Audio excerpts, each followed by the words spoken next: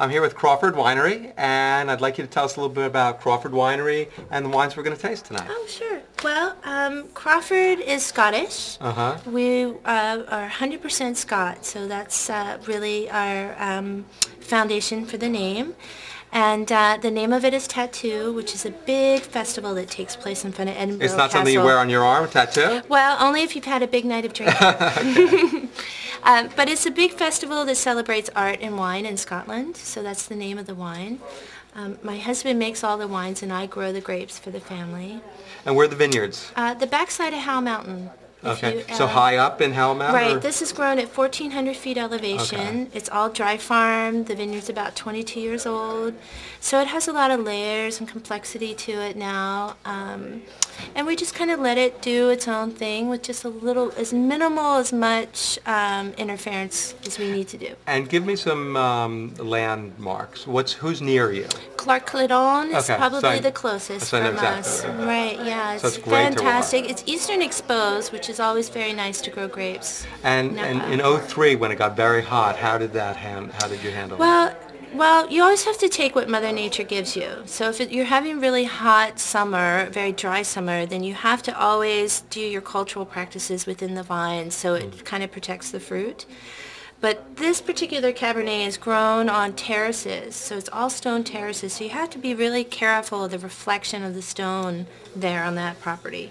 So what we do, and luckily, because it has an eastern exposure to it, that right around 3:30 in the afternoon, the sun goes over the mountain, so we don't get the really late afternoon sun that kind of causes that sunburn and really baked characters that sometimes you can get in wine. So it's a natural control. That's why eastern exposure is so wonderful. That's great. And so it's the 2003 vintage. 2003 just came out last week, actually, and it's 100% cab this time. So it's a big, fat Napa Valley cab. So it doesn't say Howell Mountain. Is that because of the height of the vineyards, or because you're... Well, part of the vineyard is in Howell Mountain, but this exact place where the grapes are grown are not in the Howell Mountain appellation, so I can't label it that way. But it's there. It's a little bit of French oak, so big fat cab. I've tasted a lot of 2003 cabs, and this is going into that meatier, a lot of structure, a lot of tannin. A lot of tannin, yes. I've waited almost 6 months to release it because it's such a big fat cab. But I would save this. I would save this for some time, or have it with a juicy, thick steak. Yeah, it's made for a steak, for sure. It's or you can sit it down for quite a long time. It's got good structure. How do you compare that to the 04 vintage for you? Do you have a handle on that yet? 04, oh yeah, for sure. The 04 vintage in general growing is kind of similar to more 02s, where they're much more approachable earlier. 03 has structure like 01s do. Right. So and now we're coming into this, I'm sorry, the 05 vintage, which was on the vine for virtually ever. It's like the longest growing season. And you must have so much acidity because of that. It's really good. Well, it's 05 when you have a really long growing season where it starts to get really cool in the fall, and the vines don't actually mature more and more. They don't really accumulate sugar. They just kind of develop more. Then you can just let them go forever. And you keep the acidity. They don't get flabby or fat.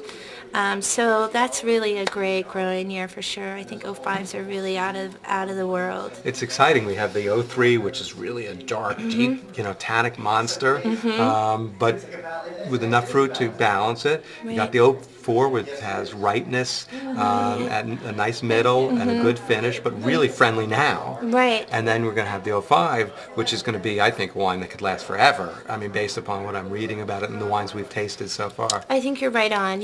04 is one of those things that has, like you said, it's approachable now. You'll see 04s on the market now that are actually probably more approachable than 03s because the structure is so there in 03. So, yeah, I mean, we're lucky enough in Napa to have great years most of the time. That's great. Yeah. Well, thank you very much for coming in. Cheers. Cheers. I enjoy it.